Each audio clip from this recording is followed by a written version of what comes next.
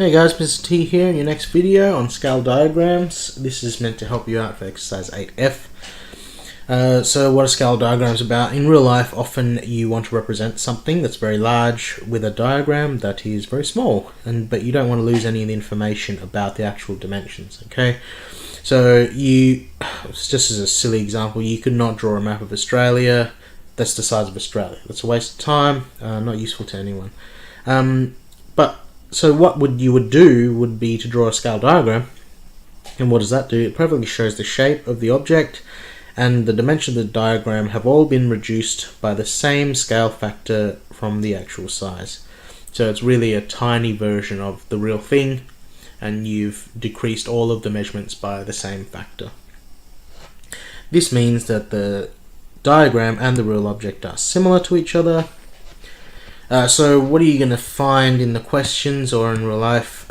Scales will often be shown in the form of a ratio. For example, this 1 to 2000, what does that mean?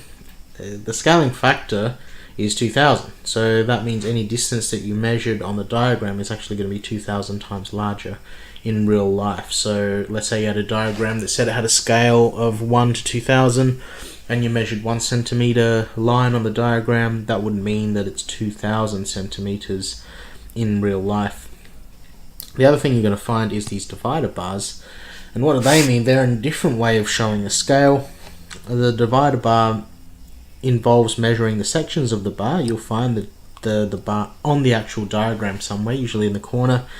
And then underneath the bar, or maybe on top of it, it'll tell you how far in real life the little measurement represents. So let's pretend I measured this section to be 1 centimeter. You cannot just get the scale factor straight away like it did in the ratio. You have to do some calculation here. So let's say I measured 1 centimeter for that first section. 1 centimeter is therefore equal to 50 meters, but the scale factor isn't 50 because they're not the same measurements. They're not the same units, you have to convert. So that's actually 5,000 centimeters, which is 50 meters. So the scale factor is 5,000. So a little extra step there that you need to do for the divider bars. So when you have found the scale factor of something, you can do one of two things. You can find the actual length of an object if you've got the diagram and the scale factor, or you can go back the other way and you can work out what size you need to draw the diagram, knowing the size of the real thing and the scale factor you want to use. And you'll use these formula here. So to find the actual length of something with a diagram, you would measure the length on the diagram and times it by the scaling factor.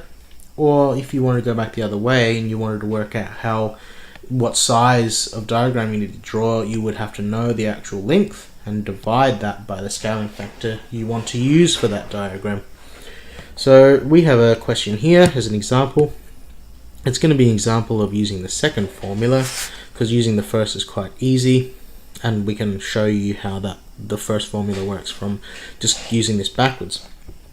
So this is asking me to draw a diagram of a soccer pitch that in real life is 100 meters long and 70 meters wide.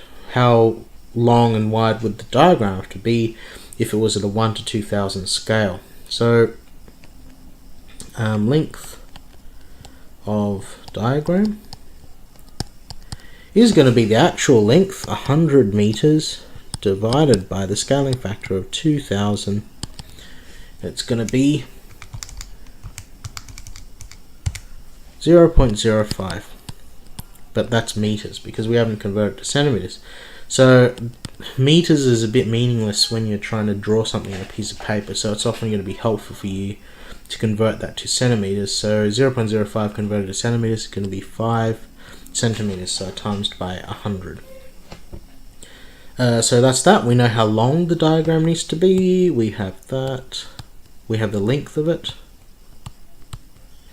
We just need to know how wide this diagram needs to be. Diagrams would always include the scale. So 1 to 2000. So the width of the diagram is going to be the actual size, 70 meters divided by 2000. That's going to be 0.035. Converted to centimeters, that's going to be 3.5 centimeters. So now we know that it's going to be that wide. So that's an example of using that second formula to work out the drawn length.